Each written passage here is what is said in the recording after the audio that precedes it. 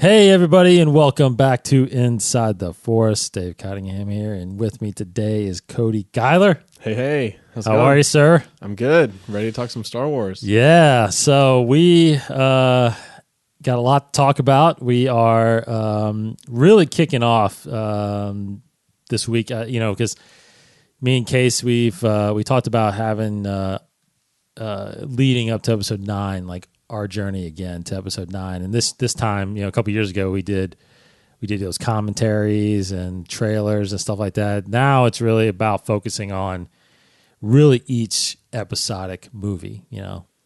Fortunately, we'll minus Rogue One and Solo out of there. We're just going to focus on the Skywalker saga the rest of this year. So right now we're starting episode 1. We were going to start it in April. We did kind of, but Celebration got in the way a little bit. Yeah, got in the way. We had a lot a lot more things to talk about with Celebration, which will continue also. But I think my head's still kind of spinning from it. I mean, I've recovered from Celebration, but there's still so much to chew on, like so many little things. Were you like physically exhausted though?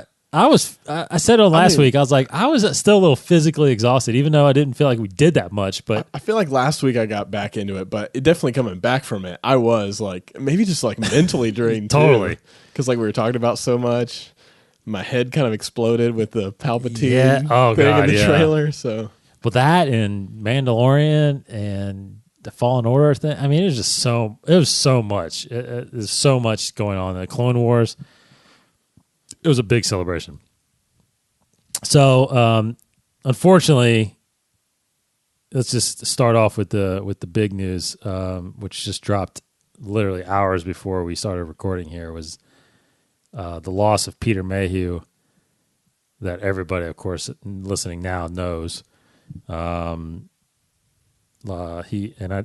failed to see his age. 74, I think he was. 74. Yeah, I looked it up. Now, it was a little confusing that it just dropped, even though he had passed a couple days ago, April 30th, at his home in Texas. And I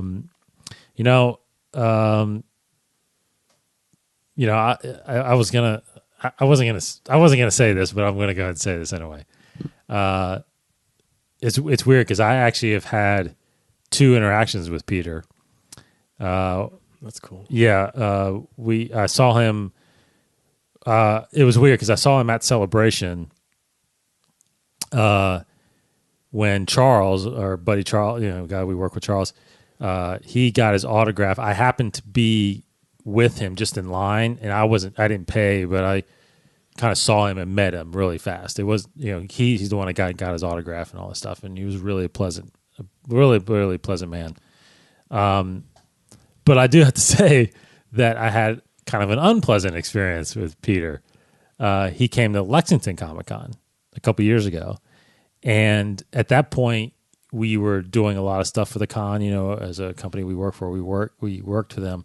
Well, I had some press passes, and Casey and I were getting a bunch of interviews for this podcast, right? Right. And unfortunately, I went up to Peter. He had nobody in line, so I wasn't going to take up anybody else's time, but I walked up to him and said, "Hey, Peter, do you mind if we get some words with you?" And he kind of I understand he thought we were media or whatever, but he's like, no, that's not in the contract. I'm not going to do that, kind of thing. So, but it's weird because I went, okay, no problem.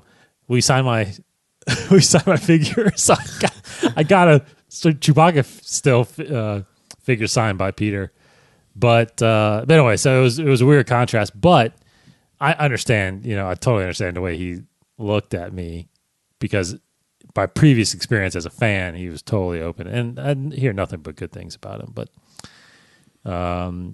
pretty heart wrenching, It's, I think first it was as we look back to like the original cast. I mean, obviously we lost Alec Guinness and Peter Cushing years ago, but now it's like you had Kenny Baker just a few years ago. Baker right before Force Awakens, right? Yeah, and then you had Carrie. Yeah. Now you got Peter. It's like it's starting to suck. Yeah, it's sad. I mean, it's at any time that somebody goes, it's sad, no matter what age. And I don't know what, his health was like right. Leading up to it. But yeah, it's sad. I mean, the cool thing and what you can kind of read when you read stuff online and even thinking about interactions you've had or anybody else has had is that it seems like he was always at a lot of cons, whether it was the biggest one or the smallest one, it seems like I always see photos of him at cons and he's smiling and taking pictures with like kids and fans and stuff. And, he made this character, Chewbacca, that we all love. And my dog's name is Chewie. Yeah, that's awesome. And he, because he kind of looks like him. He's brown little walking carpet. But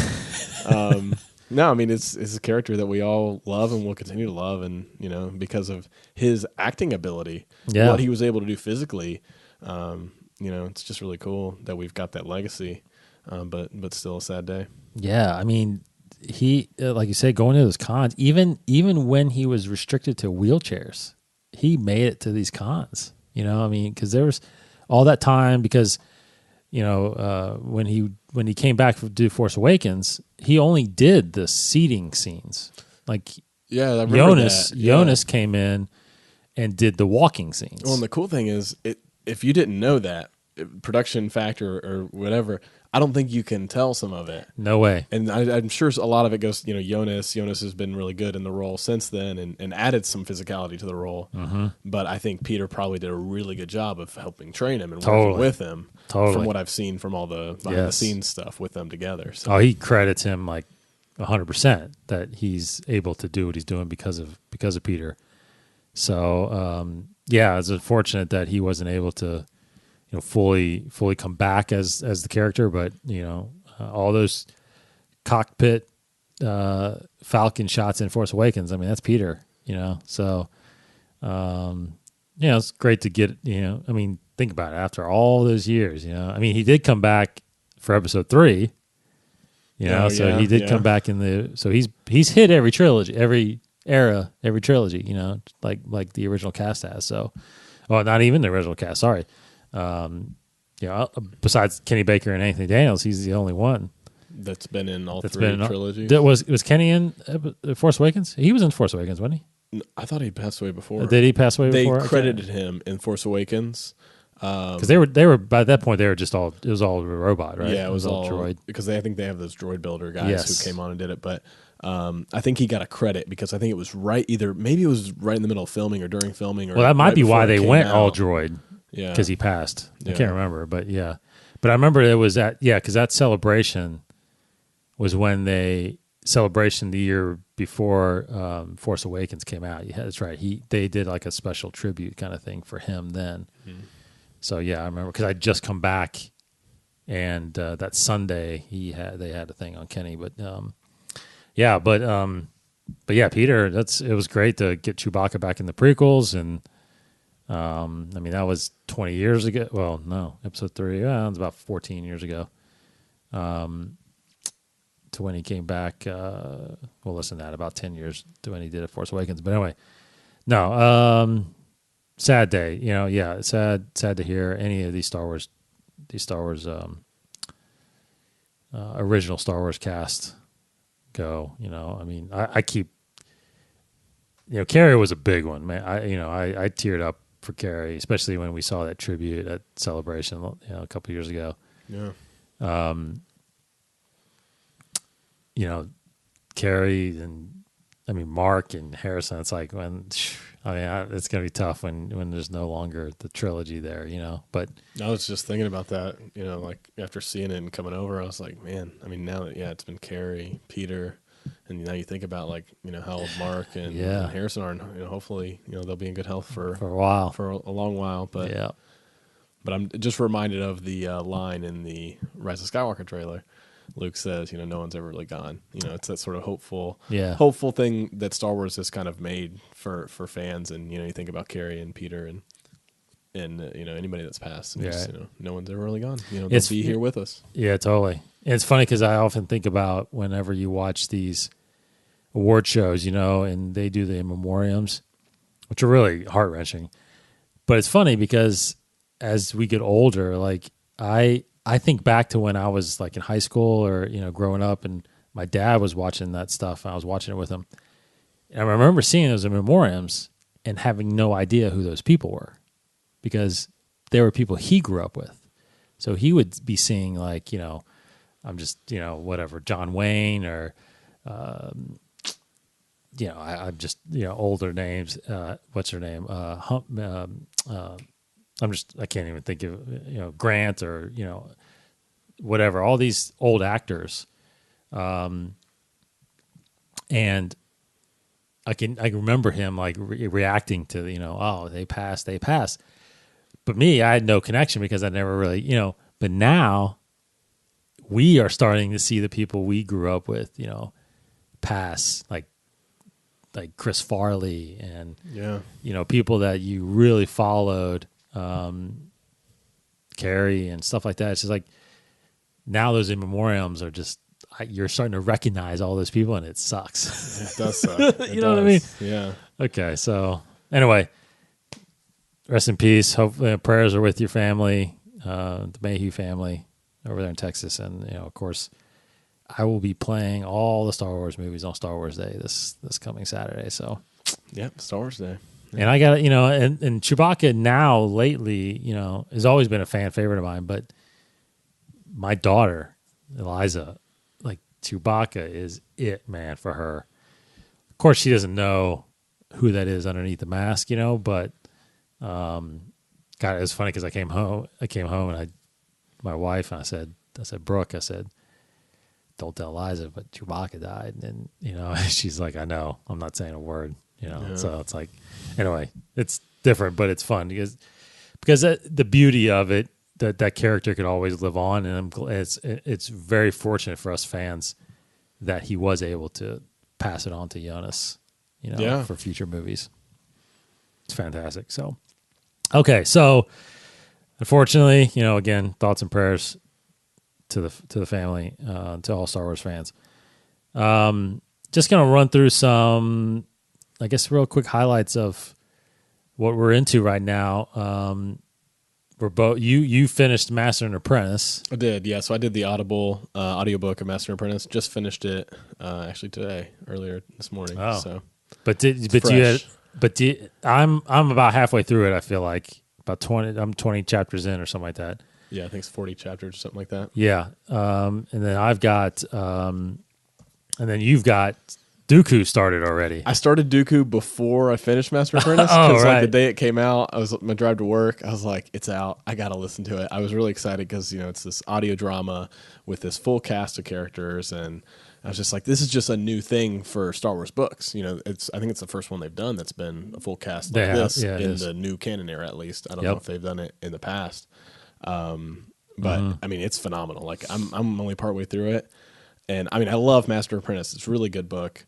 Really like the exploration of Qui-gon and Obi-Wan, but the Dooku one, I mean, you can just tell it's something special because there are these other actors playing all these different characters, and you just get a little more of a full performances. Yeah. Whereas some of these guys who read the Audible books or audiobooks, wherever you get it from, are awesome. Like they're good and they can do really good voices. Like I forget the guy's name who's doing Master and Apprentice. Jonathan Davis. But we were just talking about how like his Obi-Wan is actually really good, and he's got a pretty good Qui-Gon. So Obi-Wan's really good. The Obi-Wan is like uncanny at times. Yeah. But yeah, no, it's great, and I'm loving it. Yeah, I'm loving Master and Apprentice.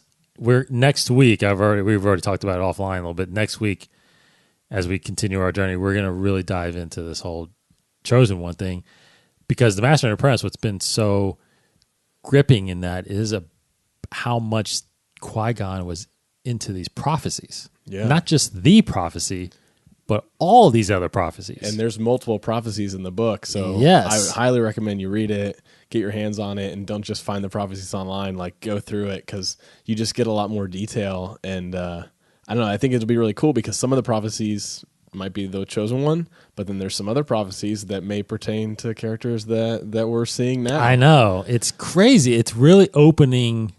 I mean, it's opening a whole nother world of the side of the Jedi, and questions like why some, followed it, why some didn't. It's like, because he talks about how, he does talk about a little bit how Dooku introduced him to the prophecies, but like Rael, I don't think it was really.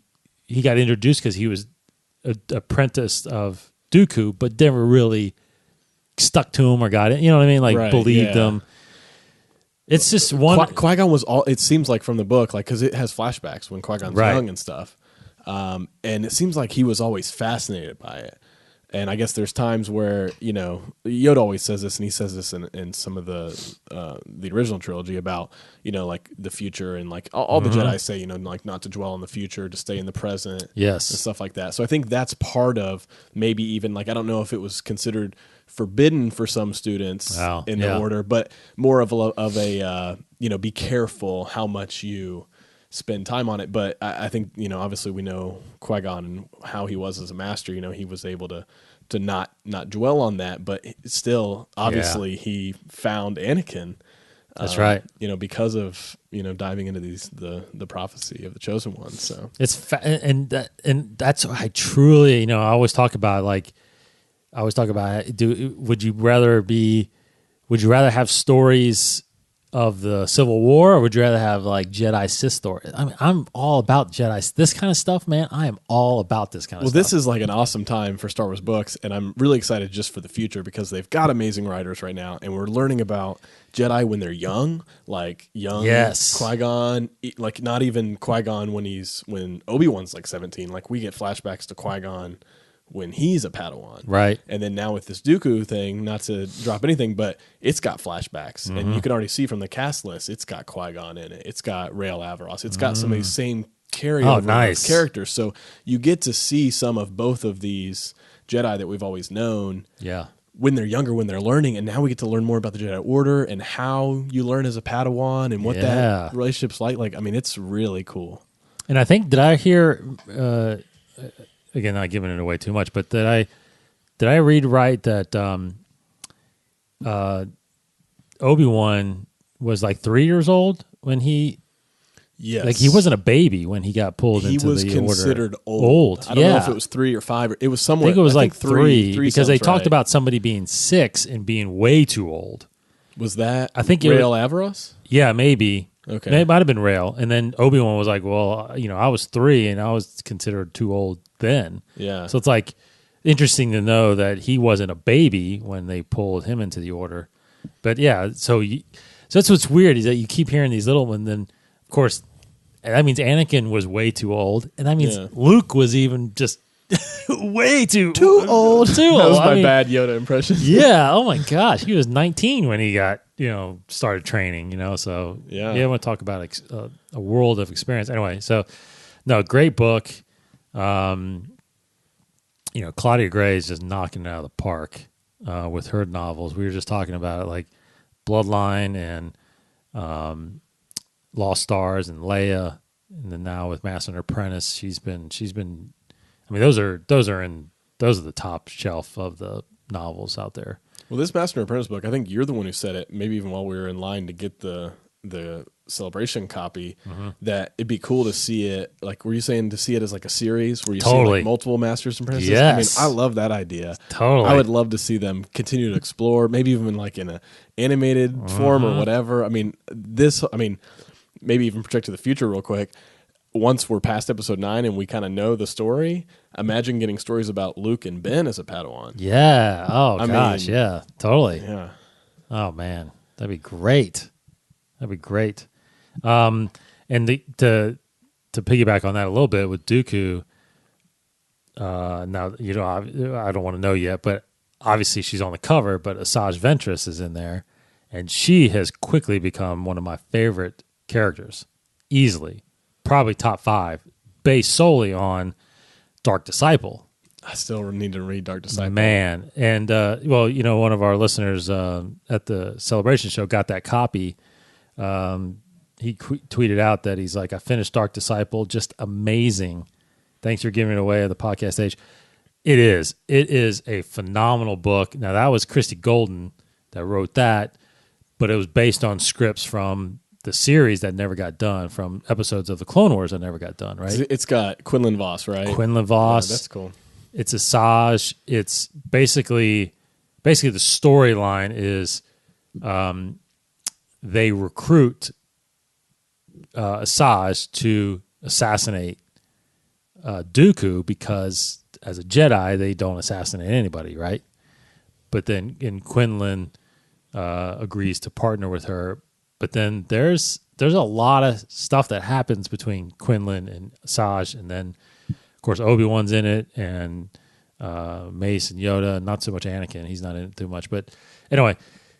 But her journey through that entire book, it's phenomenal. It really turned my head about her, and it really. I mean, I was fascinated by her anyway. It was just based on her whole Night Sister background and everything. The Clone Wars introduced. The Clone Wars episodes with her are awesome, especially when you get later in the Clone Wars and the stuff with Ahsoka's final arc, where she ends up leaving the Order, and Asajj ends up in this place where you're kind of like, I mean, she's a dark side user, but I mean, she's not necessarily completely evil. Where we leave her at the end of the Clone Wars, right?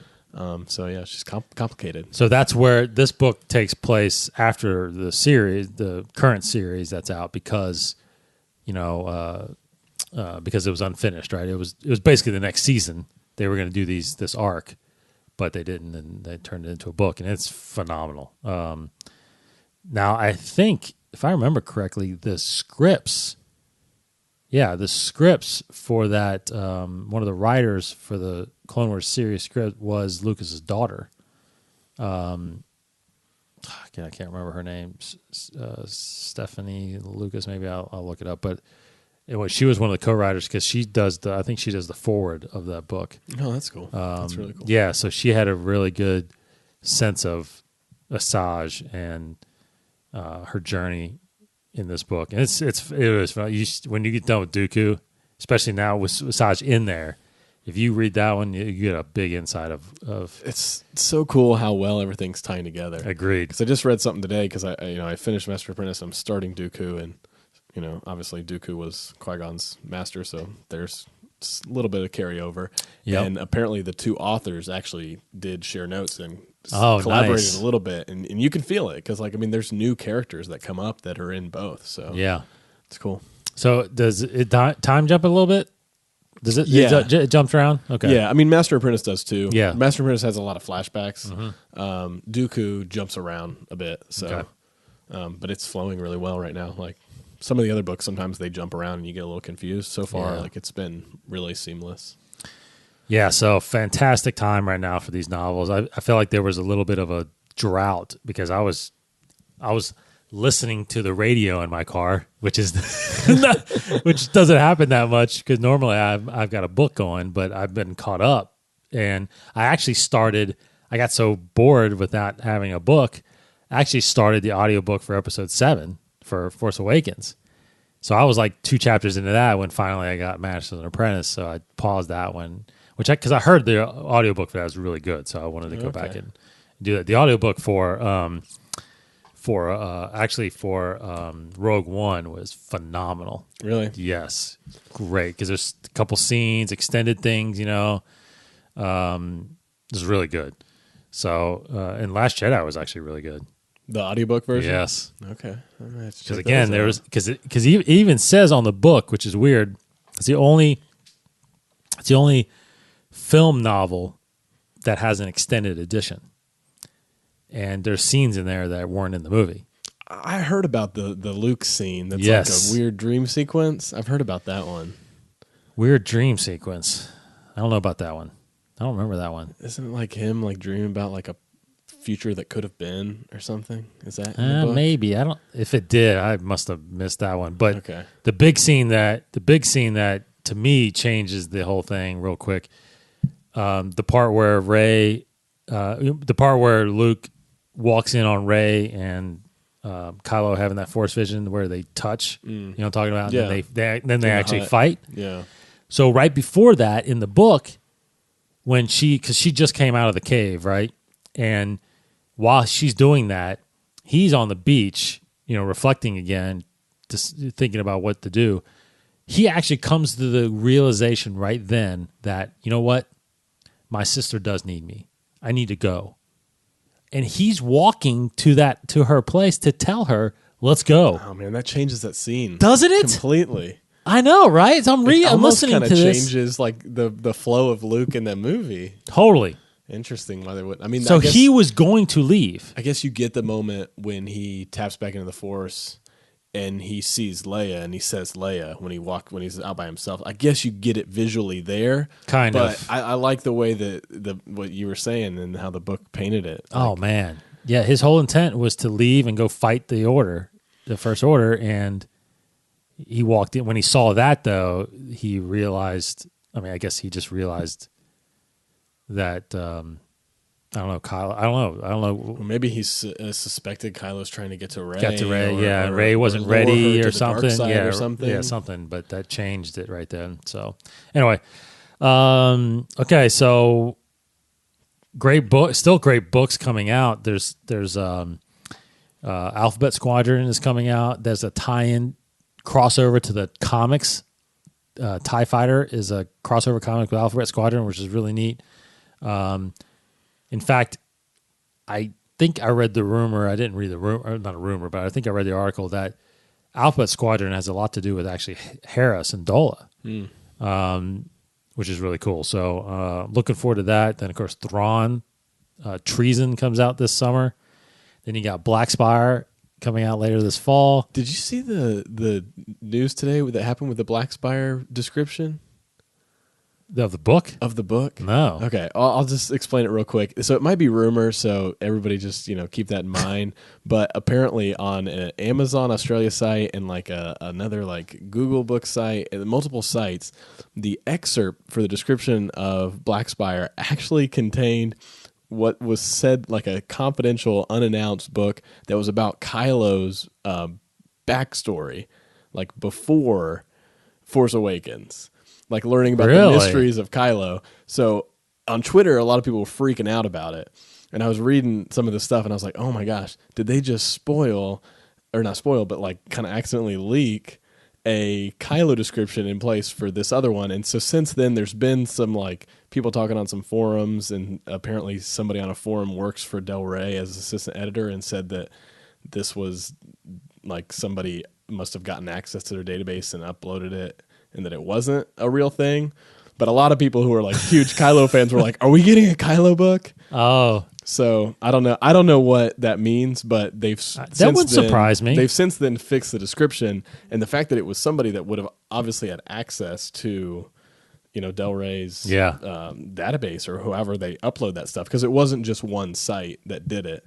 It was on multiple sites for that book that had, like, I guess, a different ISB number than the one that's actually for Black Spire. So there was a lot of complicated stuff. So I don't know. I got really excited, and then I realized that it might not be real, or it might have been like some kind of hack, and I don't know. That wouldn't surprise me. I mean, that they released the Phasma book, before Last Jedi.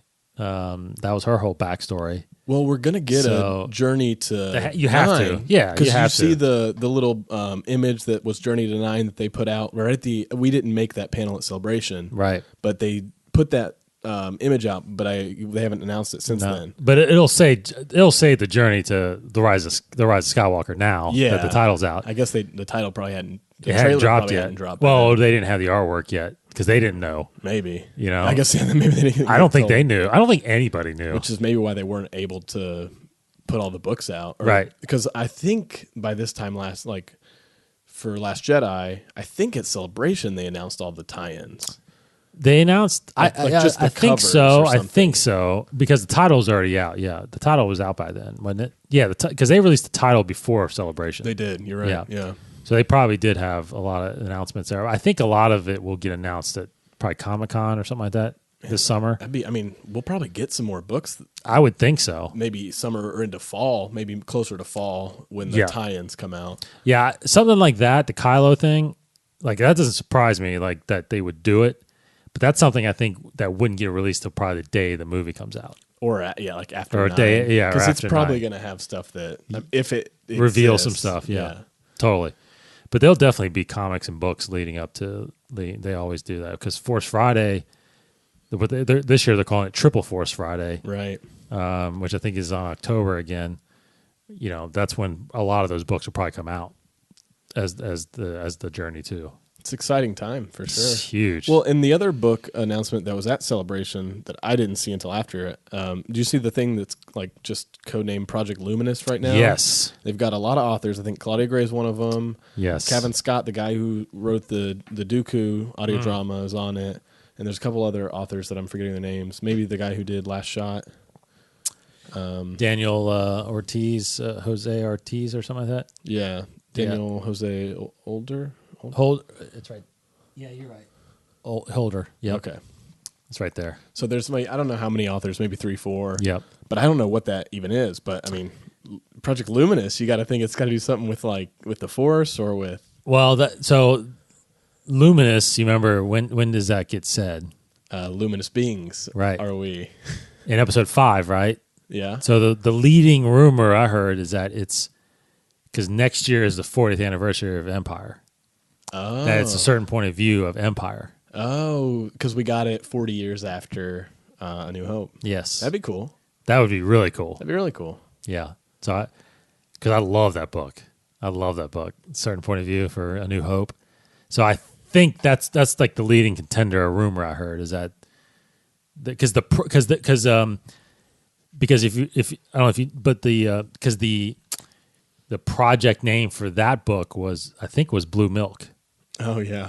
So that's why they're saying this is Project Luminous. It's like a line from it's the like, movie. Yeah, exactly. It's something from the movie. That's cool. No, that'd be awesome. So I don't know. But I don't know when that's going to be revealed.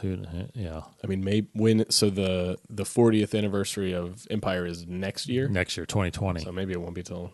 I mean, I guess it'd be revealed before then, but probably later this year. Next year. Yeah, come out next year. Yeah. So yeah, a lot of stuff happening on the novel side. Not a lot of really like movie or any updates news this week besides. Not at all. Not at all. I just looked again and I mean, there was a thing about episode 9 trailer breaking all records, views and all that stuff. So, well, you've had a little more time to think about it. I mean, so we can talk about that and leading into our topic here, but I mean, I've watched it 100 more times, too. So anything change in your mind about your feelings of what we're seeing in that trailer and where the story is? I mean, yeah, I think it's always kind of evolving of where I think it's going. I don't know. I guess I've seen some different, heard different people's takes, watched some different videos, YouTube, some other podcasts and stuff. And, it just makes you wonder when you're watching it a different way with that in mind, even Luke's dialogue, they very clearly, I wonder what kind of deceptions at play in the edit. And we kind of talked about that with Rey's opening scene in that tie silencer or whatever tie that ends up being. Yeah. Like, is that Kylo there or not? And so since then, I've been kind of wondering, is Luke actually talking to Rey, or could he be talking to somebody else about that line?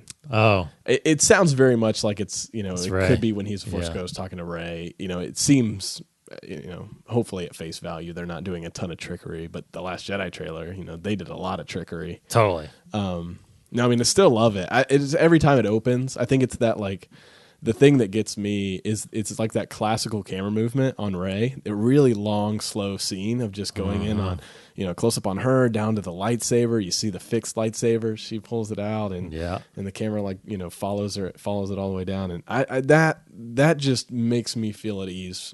From somebody that looks at it from like a camera perspective, is like it's got a feel that feels like. JJ shoots kind of like Spielberg, and to me that Spielberg feel reminds me of older movies, reminds me of when I saw the original trilogy and how they were filmed, and so it just makes me really excited. It's funny you say that because like I was obviously I'm like you, I'm a huge fan of JJ's, and watching like I watched recently, just within the last few months, I've watched Super 8 again, of course Force Awakens. Even I caught Star Trek, his Star Trek version. It's like he does have this directing style, camera movement style. And then it's funny because then I happened to catch the original Jurassic Park, on TV the other day. and I can't. Ready Player One, which Spielberg did. Yeah. And I'm like, wow, I'm watching the same director. I mean, they do feel, there's a feeling to it. There is a feeling to it. Yeah. You know what I mean? Like, there's an emotion that's tied to the way their cameras operate. It's crazy. It's like how a lot of times maybe it's the Spielberg push-in. It is very much like a thing that he uses and that JJ uses in different ways, but in some ways similar ways. And it just kind of, the very beginning of the trailer, we kind of always talked about, Rey is obviously the protagonist of the story, and how is that title going to portray with her? They very clearly from the get-go of the trailer, they're like, this is our character. Yes. They push you right into Rey. This is her. So, it's really cool way to get you as a viewer to connect. But there is truly, and this is hard. There's truly a skill to that, because not all directors have that. Yeah. Like, I see other movies and directors do camera moves, but you just don't capture that same kind of feeling sometimes. And Totally. It has a lot to do with the music also, and the pacing, and the actor. Mm-hmm. The actor has to draw you in as much as the camera's moving to them. So yeah. Anyway, it's phenomenal. And speaking of, actually, I love Ready Player One. That's a great really movie. fun movie. It's a really fun good movie to watch. Yeah. Because it's, again, nostalgia. I mean, yeah. Him driving around that is like the greatest thing, There's a lot of callbacks. Oh, man, cool. It's great. Yeah. It's a great book too. If anyone hasn't read it, I want to probably listen to it. Probably, if I ever get through these Star Wars ones, I do want to listen to that. So obviously the big question from the trailer, it's got to be Palpatine. How is he back? What happened? I thought he died. I saw him die. Yes, multiple times. I watched Return of the Jedi when I was little on repeat. Usually end up falling asleep at the point where Yoda dies. So I guess I didn't see it as many times. But we don't see it. You really think back. It's like that. Someone. I read somebody put a claim out there that what we see is him like opening some portal, and that's so he doesn't die, right? So the world between worlds. Exactly. I don't know. That's some other kind of Sith nonsense. I mean, I guess, I don't know. One theory that I've been liking, and I think I don't know if we talked about it podcasting on the ride back, or if we just talked. We had so many conversations walking to and from the convention or hotel. Waiting in the. Because I think it kept coming up is the Vader comic, the Momin helmet. Yes. So I forget what issue that is, but it's like the final arc, like 24. 23, 24. 25. But you got to think like they're introducing these Sith artifacts and this storyline for a reason, and the Vader helmet has clearly been a visual cue that they've used a lot in the movies and more so in Force Awakens. But I think it'll come back. And Kylo's sitting there and he says, to the helmet, he's like, "Show me again." The power of the darkness. He's heard something or seen something in this helmet. Now, he probably thought it was Vader, his grandfather or whatever, talking to him through the dark side of the Force. We all know that's probably not the case because Anakin was redeemed, and he's probably not a dark side entity. Right. Or is he? I don't know. But could it be Palpatine somehow transferred his essence or his dark side essence into this helmet when Vader picked him up and threw him, and he's like, "Oh, shoot, I got to jump in this helmet before I die." Yeah, that's... Gosh, I actually didn't even think about that because with that character in the comics, I mean, he does get resurrected in a way. I don't know, have you read it? I just went through it. I haven't gotten the full thing. I kind of found some different panels from it, but so technically that character comes back in another person's body, like when they put the helmet on, right? Yes. Yeah. So it's like, why? I actually kind of forgot about that till just now. I'm like, wow, that is exactly how. But, it's weird that it's Vader's helmet, but maybe that's how Vader comes back. Does Vader come back? Do you think Anakin comes back? So, I mean, I think there's obviously the Force Ghost, who we're going to see in a Force Ghost in 9. I think The Rise of Skywalker, I would love to see not just Luke. I would love to see Anakin as a Force Ghost. Yes. On the light side. Totally. Could there be this duality of Anakin's Force Ghost and a Vader dark side leftover. I don't know. They had in the Art of Force Awakens book, there were different drawings and ideas. You know, people would just say, what if this could happen? What if that could happen? And one of them was like a split Force ghost of Anakin with like a messed up Vader helmet. And he was kind of like this tormented Force ghost. Yeah. You know, like half and half, yin and yang kind of thing. I don't know if that's possible in canon or in this universe, but it would be interesting to see. And then they also had like a red glowing dark side Force ghost, and Luke was meditating, and it was back behind him, like looming ominously. And it said, I think there was like a caption under it that said something about, you know, like we know that Jedi can, you know, become Force ghosts, or, you know, what happens to the Sith in the afterlife kind of thing. So this idea of obviously Palpatine's laugh, assuming he's coming back in some way, whether or not it's physical or he's back. So how did the Sith find a way to live after dying? Death. Yeah. Now, as you probably feel like I do, I think the ultimate connection with Episode 1 to 9, of course, Palpatine being a big connection to that, right? It's huge now. Huge. I mean, it's crazy. Just that laugh. We got nothing else. I mean, we got the Death Star and some other little nuggets in the trailer, but just that laugh just brings everything back full circle. Full circle. But do you have any kind of, I don't know, do you feel, though, that with what you see in the trailer, do you feel like it seems, are you afraid at all that it is a little disconnected from 7 and 8? Like where that storyline seemed like it was heading? Because I feel like this is really taking a turn in a sense without knowing yet the full context of the film yet, you know, but you know, like this year gap or whatever that is between 8 and 9, apparently a year or two, we don't know yet, but I feel like it's really, I feel like it's gone in a different direction. Now, the fact that it ties all the way back is great, but does it feel a little different from this trilogy, out of this trilogy? I would have to say, especially when we were there at Celebration watching the trailer, and, you know, night before we're kind of talking about our feelings, our thoughts on movies and where we're at currently, end of Last Jedi, and there's a lot of things left you know, Snoke. Who is Snoke?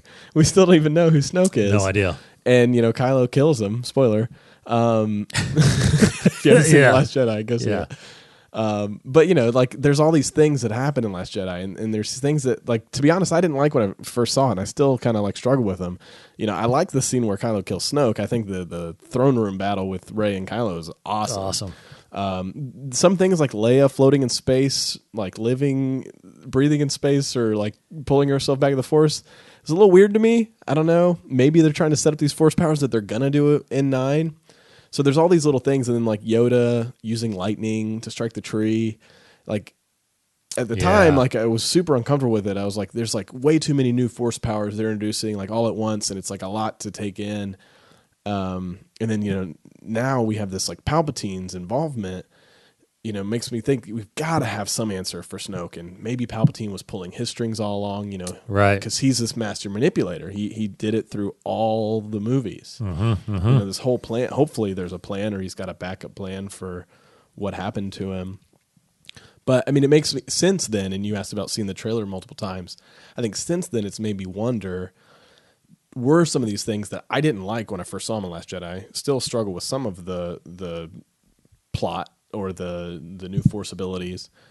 Were they set up now for a reason? I mean, now we saw Yoda interact physically with stuff as a Force ghost, and then we got a little bit of it in the you'd mentioned the what's the point from a certain point of view book? Yeah, Obi-Wan's Force ghost like interacts with an object. Yes, or was it in the Obi-Wan?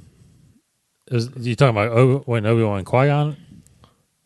Yeah, what was it? Was it like, because Qui-Gon doesn't, he's just a no, voice. But there was some interaction with an object. Maybe, yeah, I thought when he was talking to Yoda. Maybe that's when he was what visiting it was. Yoda. I think he interacted with something. Yeah. Okay. But I mean, plus people argued still, like in Return of the Jedi, he sits down. Yeah. So he sits on the log. Yeah. So there's like that. I mean, that's always been there, but I think the lightning thing, especially, like, that's done for a reason. Now I gotta think or hope that they're going to now come back and tie in not just these open threads from The Last Jedi, but now hopefully all the way back to Episode 1 to Palpatine's. You know, what has his goal been this whole time? You know, he thought he was, he was recruiting Anakin to have a better, younger apprentice who was more powerful. You know, we had Maul. Maul was really powerful. Know what happened to him. Dooku, you know, maybe less powerful, but still necessary for his plan. And then he finally got Anakin, but then Anakin had the battle with Obi-Wan and almost died, yeah. So, you know, Anakin was never really what maybe Palpatine wanted from him. So now you've got Kylo and you've got Rey, and it's like, what is Palpatine's plan in Episode 9? Right. Like, is he after one of them specifically? Yeah, that is a big question, because he at the end of Episode 3, he basically accomplished what his goal was. The Sith returned to take over the galaxy. But, you know, it's weird to think too, like in his mind, I feel like, you know, they've been hidden for this whole time, right? The Sith have been thought to be extinct. And then you get to the prequel trilogy and they revealed, and now the Jedi for years are trying to hunt down this Darth Sidious, you know, and all of a sudden they figure out who it is, but then the entire galaxy turns on the Jedi because he has manipulated it to make everybody believe that they attacked him, that they wanted to take over, right? So there's this whole misperception, obviously, that I keep harping about it, like this whole misperception that the Jedi were evil, that they tried to, and it still exists, like in a sense. Nobody knows. Nobody knows the truth. Rey. When will that happen? Because to me, that is part of the whole redemption. Like, again, I get the whole Skywalker saga, but this all started because this whole started in the prequels that everybody turned on the Jedi. Yeah. And I think the only way that they can come back is people got to know the truth about what happened. That this guy, this Palpatine guy, maybe they did. Maybe after Return of the Jedi, I don't know. That's the thing, is I don't even know how many of them still knew that there was Sith. Like, or who knew what the Sith was. Well, how many people even knew that Darth Vader killed Palpatine and was, you know, turned to the light? I don't know. Just Luke and Leia? And maybe apparently Han? Nobody cared, because in Bloodline, as we know, everybody ostracized Leia when they found out she was his daughter. So I guess not a lot of people knew. No, I don't think so. That's what I'm saying. I don't think. And Bloodline was a good book of that. It was that it didn't sound like there was any kind of redemption of the Jedi after Return of the Jedi, because it was like it was just corrupt government that we finally rebelled against. It wasn't about restoring the galaxy back to the Jedi or back to the proper politics, and then of course re-energizing the Jedi to be our guardians of peace and justice. Because as we know, Luke didn't do that. Yeah, they didn't come back full force. I mean, they didn't even really come back for at very all. long. Yeah. And they weren't even really, when he was training, he wasn't really involved with the New Republic. He was just kind of doing it on his own, it seemed like, right? Right. Because, you know, he was out on his own temple somewhere. He wasn't on Coruscant or even Hazian Prime at that point. I can think they moved the Senate to Hazian Prime. But, yeah, so I think Palpatine accomplished what he wanted to accomplish. Now, he did. Of course, not knowing that the kids were born and eventually would be his nuisance 19 years later. But, you know, if you think about it, that whole 19 years of the Empire, dark times, it was, you know, again, he didn't rule by, I mean, there wasn't a Death Star yet. So he didn't rule by fear. He ruled because everybody was afraid of the war, the Separatists. Palpatine defeated the Separatists. Yeah, he made it to where he won the war that he contrived. He contrived the whole war, but they don't know that. So then he saved us from the Separatists. He saved us from the corrupt Jedi. That's why they were like, "You want to be emperor forever? Fine. Well, but because there was still a Senate, he still met with all these, you know what I mean? So it's like, I am the Senate. yeah, but it's weird it's just weird to think that part of it, you know, and we've had this but we've had this discussion years ago on the show, but, you know, was the Empire really that evil?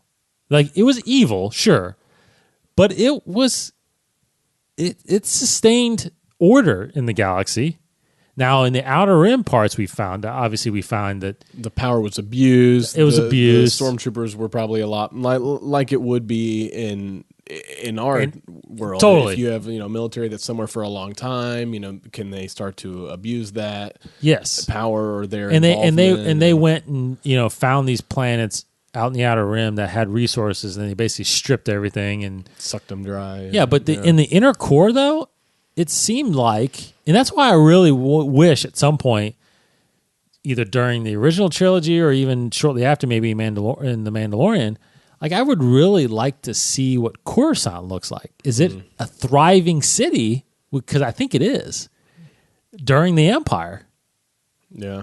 You know what I mean? Like, officers like Krennic, and they live there, and, you know, it's a working government still. It's like it's a working government. So it's anyway. I don't know where I'm going. How different was it for the lay person in the galaxy who wasn't involved in the Jedi and the Empire or anything? And we see, like, in the Battlefront 2 game, you know, we see we meet our protagonist is on the other side. Iden is an Imperial officer, and she was just born into it. You know, her father was an admiral or in command at some level, and, you know, born into it, and just, you know, believed, okay, this is what we do. We, you know, fight against anybody who opposes our government, and they are terrorists, right? The rebels are terrorists. Yeah, kind of. Yeah, that's how they described them in that book. How they see it in that book, and then. In Battlefront 2, the Inferno Squad, that's how they, you know, like, because in Inferno Squad, they go after the rest of the last remnants of Saul's partisans because they are terrorists. They're not rebellion. It's not a rebellion. They're terrorists. Yeah. Because they're the ones, think about it, they're the ones blowing stuff up, right, attacking, and it's like, so it is point of view, right? So anyway, going back to Palpatine, it's like, you know, it wasn't, you know, when and this is not canon, but, you know, those Knights of the Old Republic games and trailers, you know, the Sith then, I mean, they invaded Coruscant. Yeah. They invaded and took over. So in that sense, a lay person would see that and be like, wow, this is evil taking over. Palpatine didn't do that. He did everything behind the scenes. Yeah, had a really good plan for it. Yeah, and so he basically manipulated everybody to make him the emperor, make him the leader of the universe, the galaxy. And so he's in that position now. And again, if it wasn't for Luke or Anakin's kids, it would have kept going. He would still be... Right, I guess. I mean, I mean, well, and in some ways, you can kind of see, like, with the First Order and where we are now, he still was lingering even before we knew in the trailer that he was going to come back. Go back to, again, the Battlefront 2 game, Operation Cinder. That's right. Is the Emperor's sort of last, you know, supposedly like last plan or backup plan. That's right. And the First Order does spin out of the Empire. That's right. Now, there's other questions about how much of the rest of the First Order comes from the unknown regions, and I think it's believed or maybe even said that Snoke is from the unknown regions, right. But that's still a whole question mark now because, you know, what was Snoke? Did the Emperor, you know, did they overlap? The Emperor had to have trained him. Was he an apprentice or something? Yeah, was he like a secret apprentice when he had Vader? And then, you know, apparently he had several secret apprentices all the time. Like, apparently there's questions that, and maybe you might find this out in that book, but there's questions that he had Dooku as an apprentice when he had Maul. So, because again, a Master and Apprentice, we find out that Dooku left before Episode 1. Like, he's already gone 7 years before Episode 1, which I was under the impression that he left after Episode 1 when Qui-Gon died. Because that was kind of the impression back in when one came out, and like right when Dooku got it like announced in episode 2. Yes. Yeah. That there was that the Lost 20 was he left 10 years ago, roughly around the time that whole Sifo-Dyas thing happened and Qui-Gon got killed because he lost faith in the Jedi. You should finally get to meet Sifo-Dyas in this book. So there's stuff, there's stuff with Sifo-Dyas. Sweet. Yeah. Oh man. Because he's like in that little part of like a Clone Wars arc. Yes. But like he's in this, so you'll get to know. He's a big mystery too. You get to know, kind of. And I haven't fully gotten to know his story, but I'm hoping that we'll get to know more of his story because like that's a big mystery. When Obi-Wan gets to the cloning place and they're like Sifo-Dyas, commissioned this clone army, and Obi-Wan's like Sifo-Dyas. Yeah, he died. He's been dead. There was a comic years ago that explained the whole Sifo-Dyas thing, but it's not canon anymore. It was a comic series. It'd be interesting to go back and read it now, maybe after finishing Dooku, and see what lines they took. up. Yeah, what's changed. Yeah. But anyway, sorry, I didn't mean to. No. Tangent there. But no, the whole Palpatine thing that he had. You were saying that he had two. He had Dooku. Yeah, sometimes he had. Yeah, so I feel like he at some point during the original trilogy, like he had. Of course, he had Vader, but he had other guys out there. I think Snoke was probably one of them, because I think we'll find out at some point that this whole time during as his reign as emperor, like he was expanding out there in the unknown regions and in wild space, trying to find other worlds to conquer and other civilizations to take their resource. You know what I mean? Like I feel like, and of course, like you said, Operation Cinder and maybe this First Order thing was always his plan. Like that was always his backup plan. Or he had all of this stuff out there just in case something like this happened. You know what I mean? So, I mean... just ready for a rainy day kind of thing. Yeah, like if ever the rebellion did somehow win, that these people out here would come back in a full force or get me to come back. I don't know. It's like... Yeah. I think we're going to find out he had some plan. Well, he's the master manipulator. Totally. We were saying earlier, like, obviously, him in the trailer means he's got some plan. The crazy thing that I'm thinking about right now, as we're talking about this and talking about his apprentices and the Sith, is like, I feel like we were first introduced, and maybe it was like an article with Snoke and Kylo, and we're learning who they were, and we're like, well, who's Kylo, who's Snoke, and all this stuff. Yeah. I feel like we were told that specifically they are not Sith. I feel like that came up a lot, and so then we just had to like realize that, okay, that was Sith was before. Yeah. Now we're in this new dark side users that don't have a name. Right. And then we learned about the Knights of Ren, and we don't really know who they are. But now that we know Palpatine's back and that he's involved, I'm like, it's Sith. Snoke's got to be a Sith. It's Sith. Yeah, totally. And then Kylo, sort of by proxy, whether or not he wants to call himself that or not, he's a Sith. He's a Sith. Yeah, I agree. Or he's been taught by a Sith, whether or not he wants to identify. But no, you're right. I think it is the total Sith. But I think, when I go back to that question I asked you about the, if it feels like it fits in place, because the problem I'm seeing, and which I hope it doesn't do this, which I don't think it will, but right now, like you can't watch episode 3 without seeing 1 and 2 and know really what's going on. Mm-hmm. You can't pop in Return of the Jedi and without seeing 4 and 5 and be like, I don't know to know who these people are, right? Yeah, totally. For some reason, like right now, I feel like if you had not seen 7 and 8, based on the trailer, you could walk into 9 and kind of know what's going on. I don't know if that's right, but well, I mean, so I don't know. I mean, what I will say is maybe your question. I don't know if this was part of your question too. Is I felt like before the 9 trailer, 7 and 8, very different, disjointed as far as maybe tone. Yes. Specifically, I think some of it has to do with, and I think we've had conversations about it before. It's like, not 7 was very much like we got to get back to Star Wars. Star Wars hadn't had a movie in, how many years? 10 years. 10 years. Mm-hmm.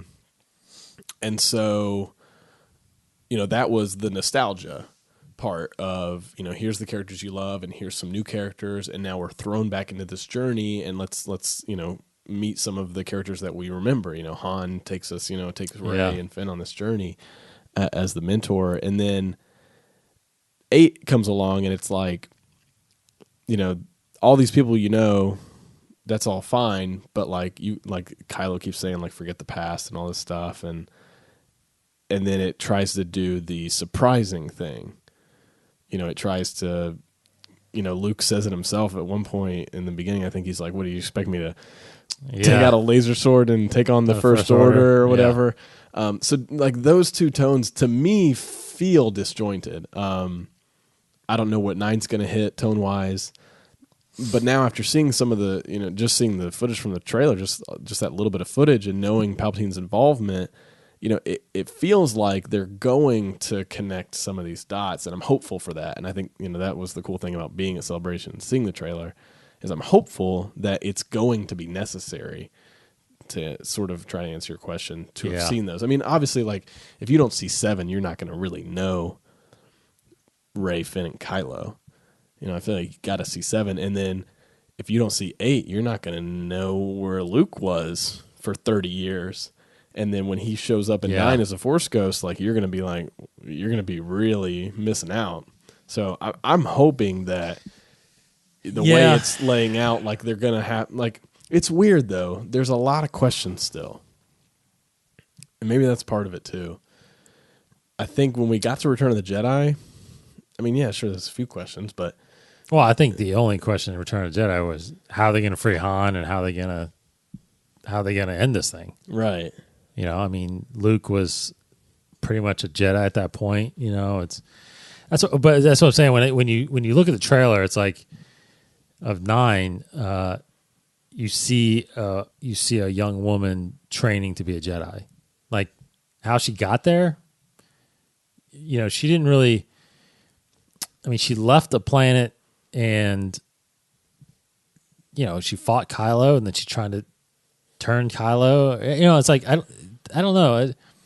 I get it that there was a little bit of a journey there, but I'm not.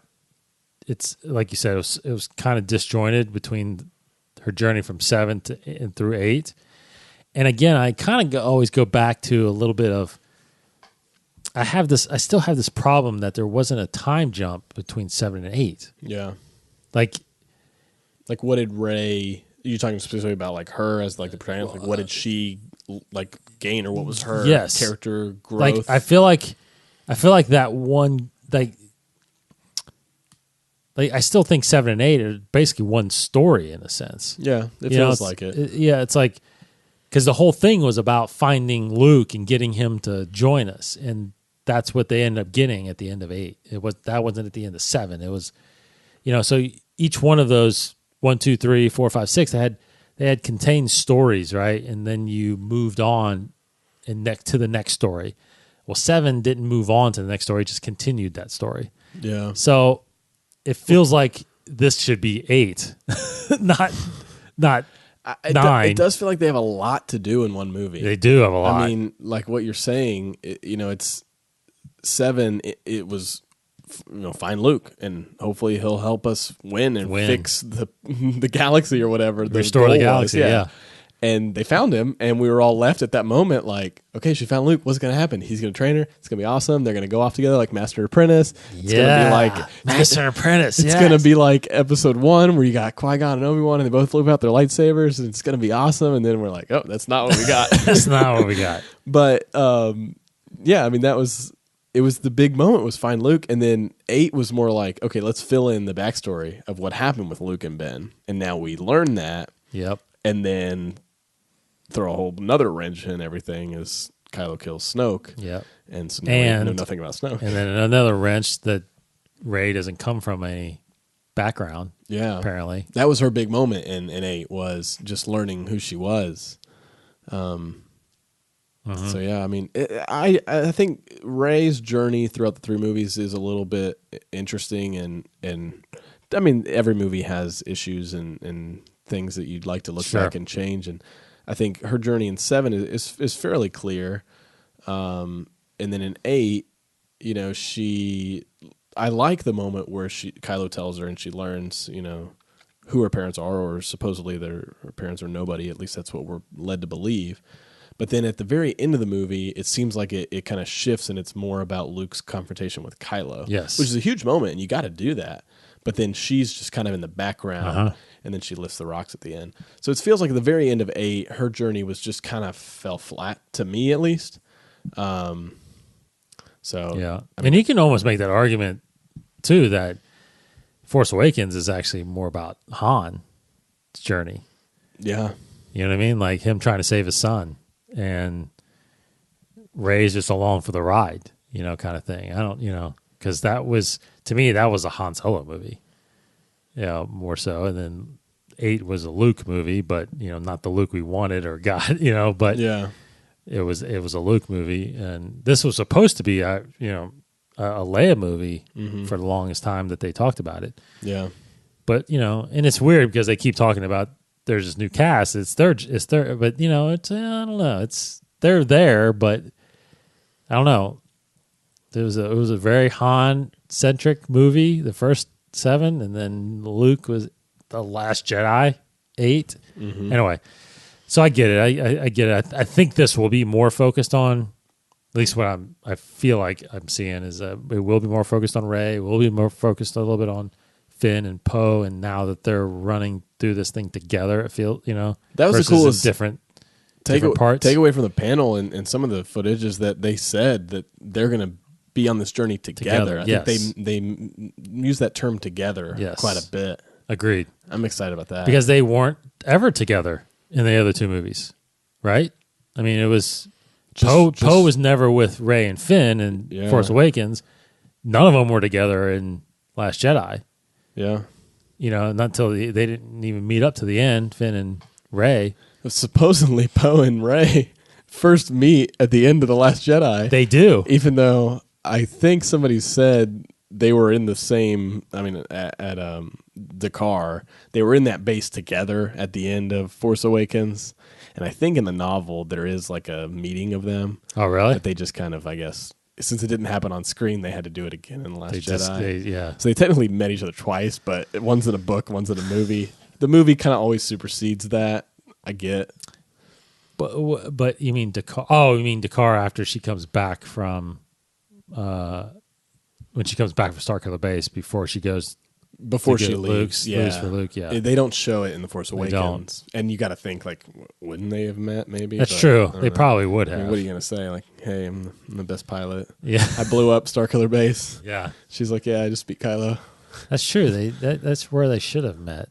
Yeah. So that makes it a little But then they awkward. never saw each other again, so it's, Yeah. It's like, hey, true. Who are you? Kind of like acquaintances.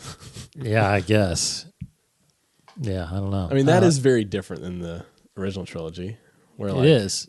Yeah, like they grow together and go on this journey together through the 3 movies. Yeah. And that has not happened in this for sure. You know, you could almost argue that.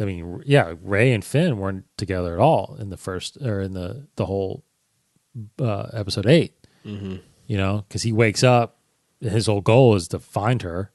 Where is she? Is she safe?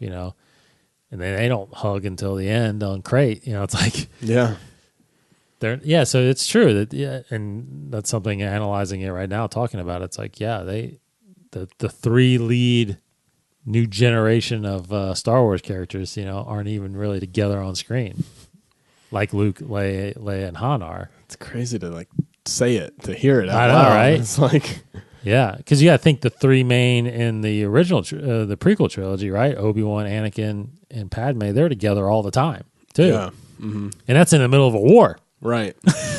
Going on. Anyway, so that would be good to see them together like that and traveling together, figuring this out together. And technically, they're the only ones left. I guess Leia, but she's not going to be in it as much as we think. Yeah. No more Luke, so it is their movie now. But then you got Palpatine back. Oh, it's crazy. It's crazy. Anyway, so that's great talk. Great talking about that. Again, we'll dissect more next week about the prophecies and about what that means for how we introduced, because just a preview of it. I mean, the fact remains that if we're tying all this together, this whole thing started with the prophecy of the Chosen One. Right.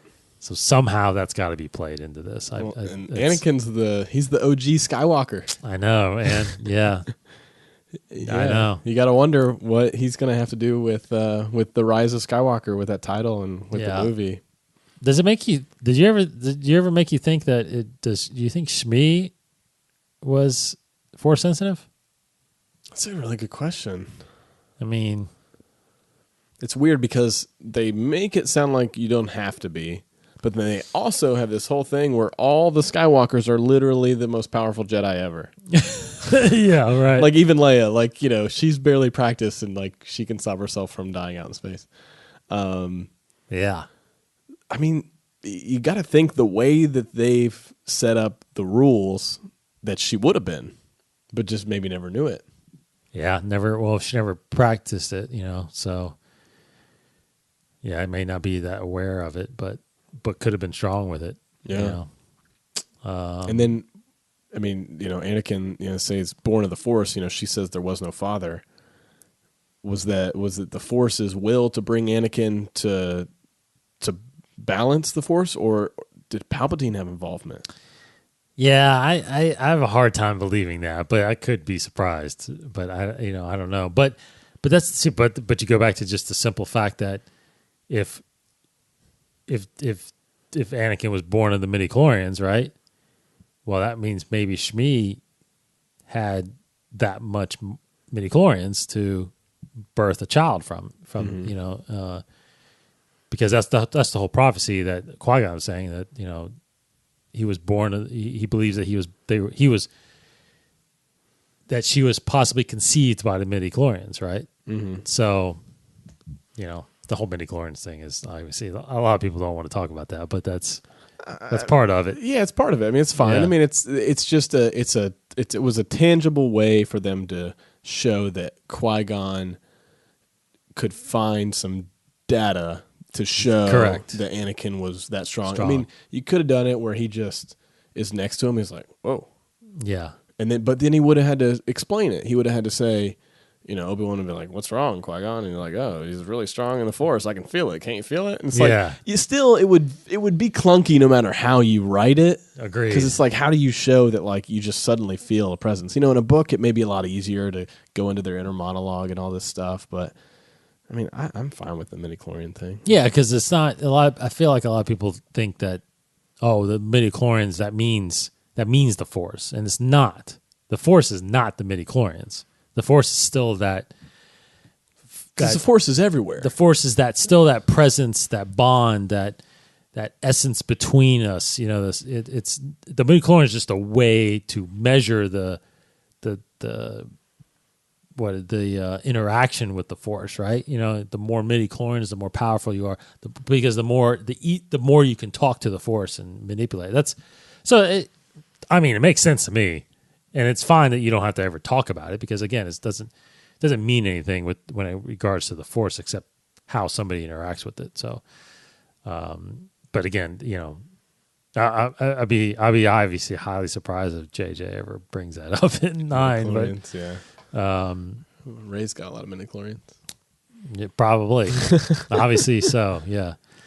So, yeah, we'll continue that talk next week. We'll get Casey back, and Cody will come back, and we'll really dive into that'll probably be our last episode as we start this journey and connect episode 1 to episode 9. Be some fun stuff. Real quick, what's your plans for Star Wars Day? For Saturday? Yeah. Well, let's see.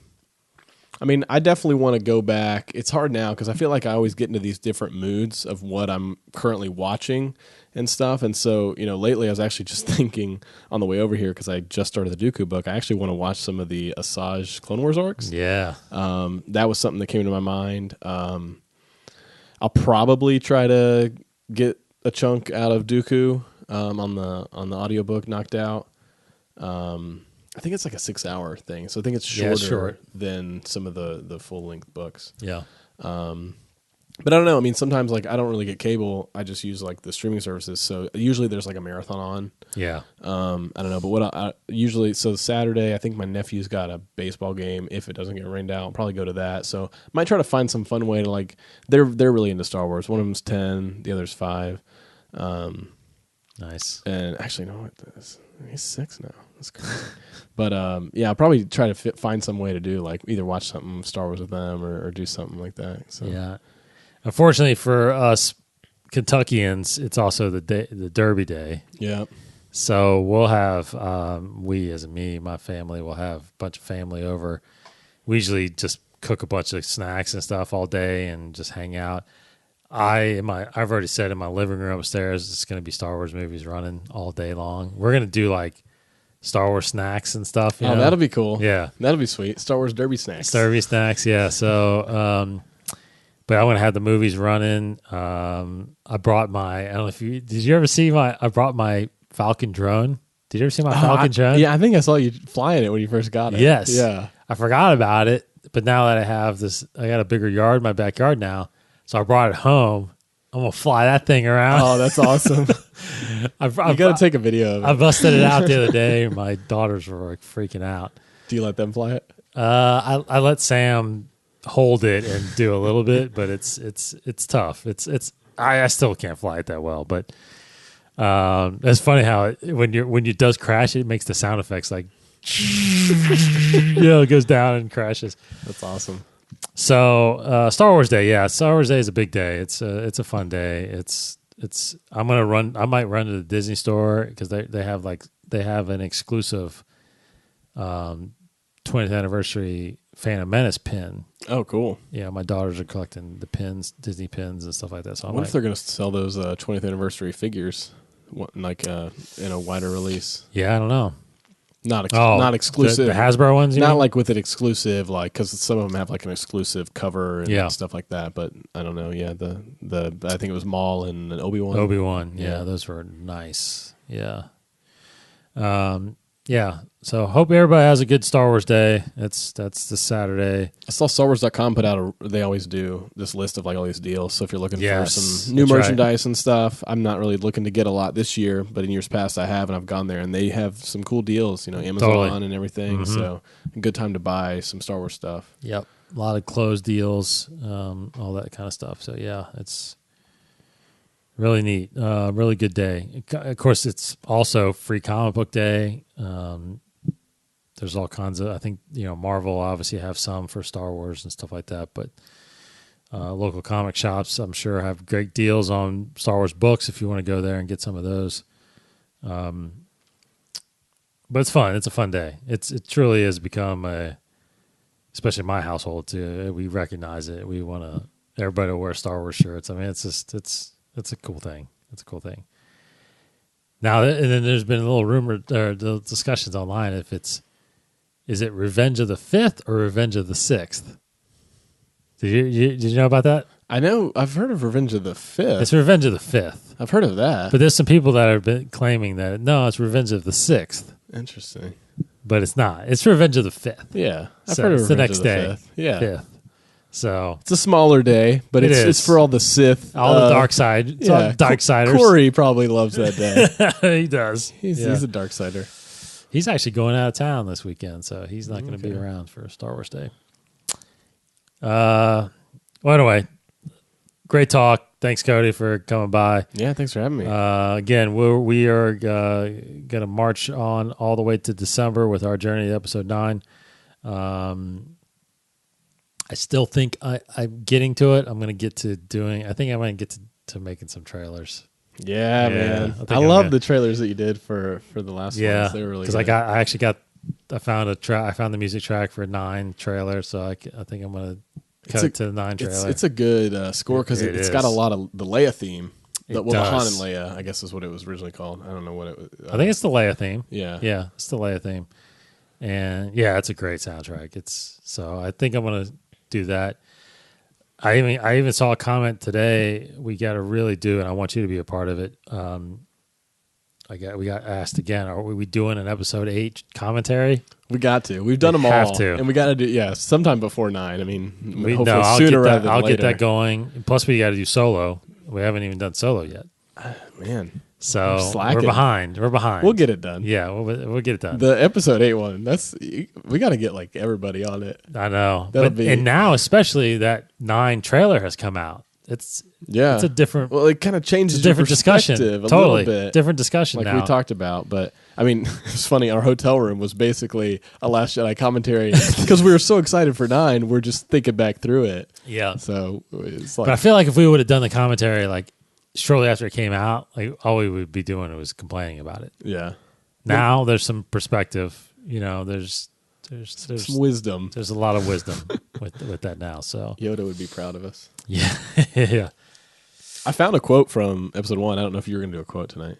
Oh, no. Well, Casey usually does it. I figured I'd find one since Casey's totally not here. Yeah. So this one's for Casey. You guys have probably done this one before, but this is episode 1. I'm not going to do the voices because I don't know. So Yoda, remember, there are 2 Sith Lords, a master and apprentice, Mace Windu. But which was destroyed, the master or the apprentice?